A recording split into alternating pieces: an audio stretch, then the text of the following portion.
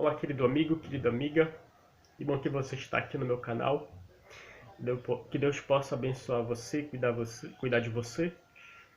Que possamos juntos estudarmos mais um tema da Palavra de Deus. Gostaria de falar um pouquinho sobre os 144 mil. Esse número é simbólico ou literal? Algumas pessoas me fazem essa pergunta. Afinal de contas, esse número é um grupo simbólico ou literal? No capítulo 7 fala de dois grupos. Nós temos 144 mil e depois nós temos a grande multidão. E as pessoas perguntam, esse grupo é o mesmo que os 144 mil, a grande multidão é o mesmo que os 144 mil, e assim por diante. Mas nós vamos sanar essa dúvida agora no estudo que nós iremos fazer, tá certo? Antes de mais nada, se você gostar desse conteúdo, que você possa compartilhar com a sua igreja, com seus amigos. Se ele foi útil para você, com certeza vai ser útil para as demais pessoas também. Que você possa se inscrever e que também você possa ali deixar o seu joinha, tá certo? Lembrando que se você tiver alguma dúvida, se você tiver alguma pergunta, que você possa acessar o meu Instagram, que vai aparecer aqui, e você possa ali fazer a sua pergunta diretamente no meu direct, tá certo? Muito bem, vamos para o vídeo. Apocalipse capítulo 7 e o capítulo 14 é que tratam dos 144 mil. O capítulo 7, os 3 primeiros versos, eles são uma resposta do verso 17 do capítulo 6. Isso mesmo. O capítulo 6 e o verso 17, ele traz uma pergunta, né? Porque chegou o grande dia da ira deles, e quem é que pode suster-se? Quem é que pode suster-se? Ou seja, quem que vai estar de pé? Mas em que momento, e de que situação isto está se tratando? A abertura do sexto selo, ele trata de eventos finais da história do mundo, que precedem a volta de Jesus, tá certo? Quanto que na abertura do sétimo selo nós temos ali a imagem da volta de Jesus. Então, o sexto selo está a partir do verso 12 do capítulo 6 de Apocalipse. Nós temos ali a abertura do sexto selo e os acontecimentos naturais, terremoto, escurecimento do sol e assim por diante. O céu se desenrola como um pergaminho, e assim por diante. Então, diante dessa calamidade, diante dessa situação, nós temos um grupo que vai estar de pé. E a descrição desse grupo se encontra aqui exatamente no capítulo 7 de Apocalipse e o capítulo 14. Eu gostaria de ler o verso 2, 3, aliás, 1, 2 e 3 desse capítulo. Leiam comigo, pegue sua Bíblia. Na minha Bíblia diz assim: depois disto, vi 4 anjos em pé nos 4 cantos da terra, conservando seguros os 4 ventos da terra, para que nenhum vento soprasse sobre a terra, nem sobre o mar, nem sobre árvore alguma. Vi outro anjo que subia do nascente do sol, tendo o selo do Deus vivo, e clamou em grande voz aos 4 anjos, aqueles aos quais foram dado fazer dano à terra, dizendo: não danifiqueis nem a terra, nem o mar, nem as árvores, até selarmos na fronte os servos do nosso Deus. O verso 4 diz assim: então ouvi o número dos que foram selados, que era 144 mil, de todas as tribos dos filhos de Israel. Então nós temos aqui uma imagem de anjos nos 4 cantos da terra, segurando os ventos.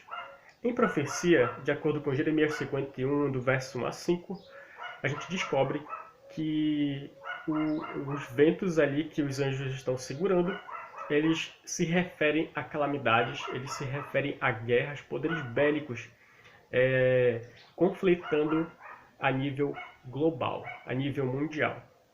Então esses anjos aqui, eles estão segurando os ventos para que esses ventos não soprem, essas coisas não aconteçam. Até quando? O verso 2 em diante responde: até os servos de Deus forem selados. Por que eles precisam ser selados? Porque eles vão ser protegidos. O selo tem como função a proteção divina.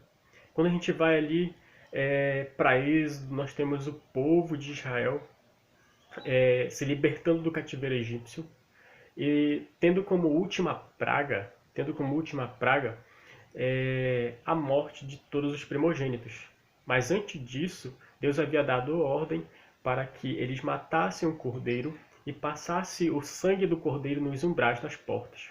Aquilo ali era um selo para que quando o anjo da morte viesse, não matasse, não entrasse ali na casa deles, que havia ali sendo marcado com o sangue do cordeiro, e não acontecesse nada com o povo de Deus, certo? Então, o selo ele tem como algo importante, ele tem uma função importante que é de proteger o povo de Deus. Então, o povo de Deus, antes que os ventos soprem, eles precisam ser selados. Eles precisam ser selados, certo? O fato desses anjos estarem nos 4 cantos da Terra não significa que a Terra é quadrada, tá certo? Está se referindo aos 4 pontos cardeais: norte, sul, leste e oeste. Ok?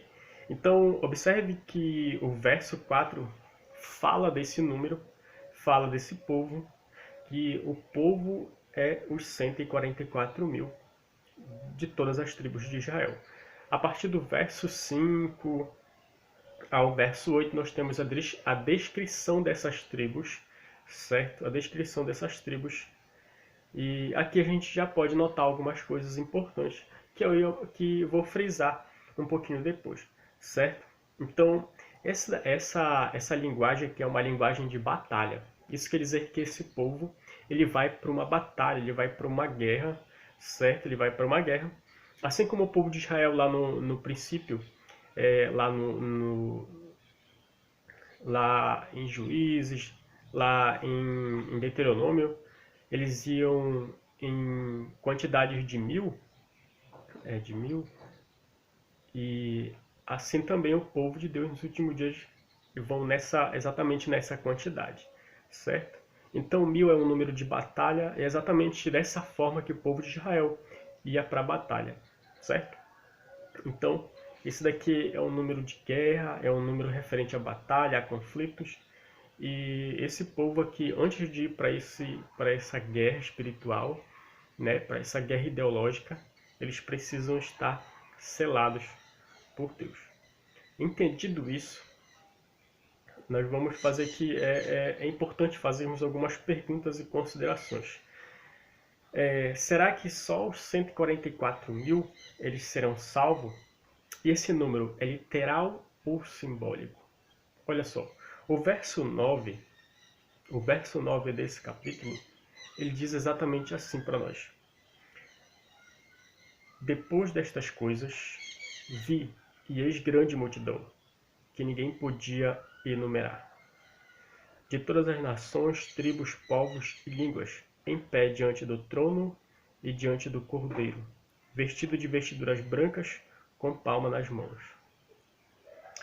Observe, o verso 9 diz que depois destas coisas vi. O apóstolo João, ele vê agora. E o que é que ele vê? Ele vê uma grande multidão. Ele vê uma grande multidão. E essa grande multidão, ela sai vitoriosa. Observem que no verso 4, a partir do verso 4 a 8, nós temos ali um povo indo para uma batalha. Tanto que o verso 4, ele diz assim para nós, ó, então ouvi. Ou seja, no verso 4 ele ouve e no verso 9 ele vê. Certo? Então isso quer dizer, Denilson, que esse grupo aí está se tratando de um mesmo grupo, 144 mil é a mesma coisa que a grande multidão? Sim, exatamente. Certo? Esse número 144 mil não é um número literal. Pelas seguintes palavras. Primeiro, no tempo de João, as tribos de Israel elas não existiam mais, certo? E essa linguagem de ouvir e ver, ela é muito comum no livro do Apocalipse. Querem ver só? No capítulo 1 de Apocalipse, capítulo 1 de Apocalipse,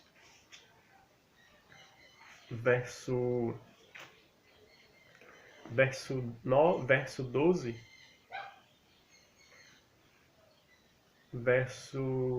capítulo 1, verso 10, verso 12, verso 13, ele nos, digamos assim, ele nos abre mais nosso entendimento a esse respeito dessa situação. Verso 10 diz assim, ó, achei meu espírito no dia do Senhor, e eu ouvi por detrás de mim grande voz como de trombeta, certo? Então, o apóstolo João, ele ouve por trás dele, ele ouve grande voz como de trombeta. Então, tinha uma pessoa ali falando por trás de João. E o verso 12 responde quem é essa pessoa. Voltei-me para ver quem falava comigo, e voltado vi 7 candeeiros de ouro, e no meio dos candeeiros um semelhante a filho do homem. Ou seja, quando ele volta para ver, ele vê um como o filho do homem. Quem é essa pessoa? É o próprio Jesus, certo? Então, ele ouve quem que falava com ele, e no verso 12 ele se volta para ver, no verso 12 e verso 13 ele se volta para ver quem falava com ele era o próprio Jesus, tá certo? No capítulo 5 também, Apocalipse capítulo 5, do verso 1, do verso 4 a verso 5, nós temos aqui, ó, eu chorava muito, porque ninguém foi achado digno de abrir o livro, nem mesmo de olhar para ele. Todavia um ancião me disse, não chores, eis que o leão da tribo de Judá, olha, ele disse, então ele ouviu, não chore, porque o leão da tribo de Judá, a raiz de Davi, venceu para abrir o livro e os seus 7 selos.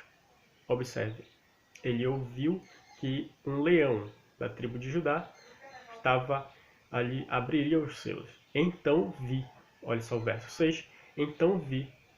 Quando ele se volta para ver, ele não vê um leão, ele vê um cordeiro. Ele vê um cordeiro, certo?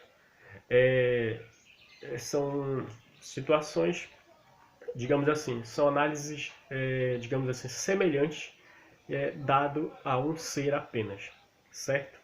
Então, o apóstolo João, ele estava se tratando de um mesmo, digamos assim, de uma mesma coisa, quando ele fala a respeito, quando é mencionado aqui a respeito de ouvir e ver, certo?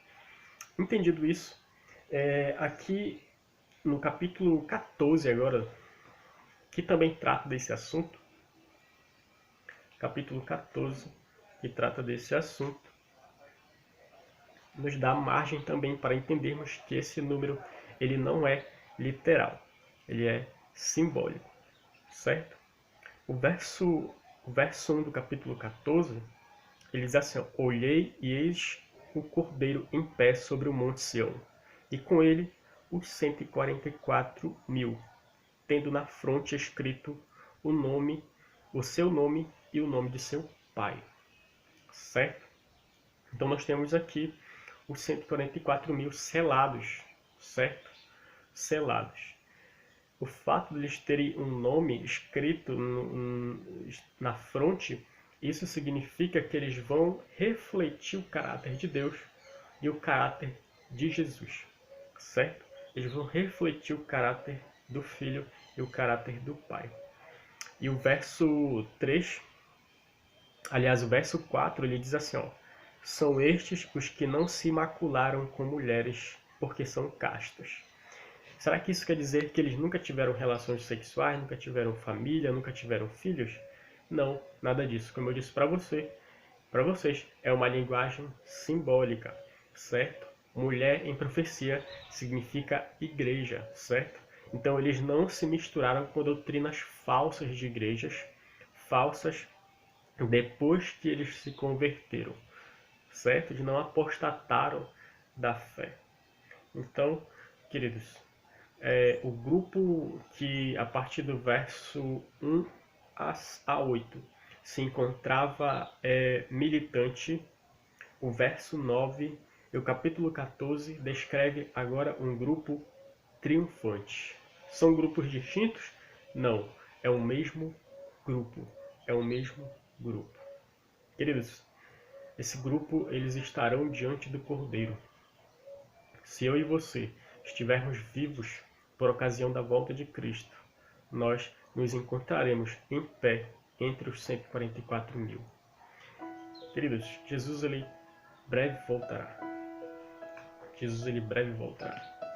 A nossa caminhada aqui ela não é fácil, todavia ela não é impossível, porque o nosso grande comandante, Jesus Cristo, nos prometeu que estaria conosco todos os dias, até a consumação do século.